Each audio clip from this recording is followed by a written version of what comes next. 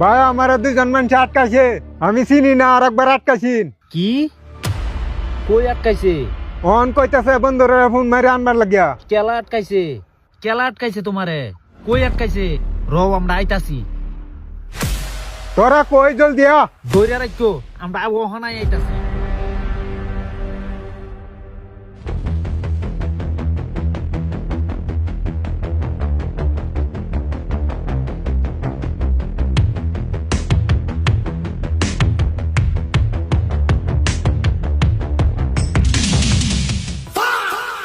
কেলা আটকাইছে তোমারে?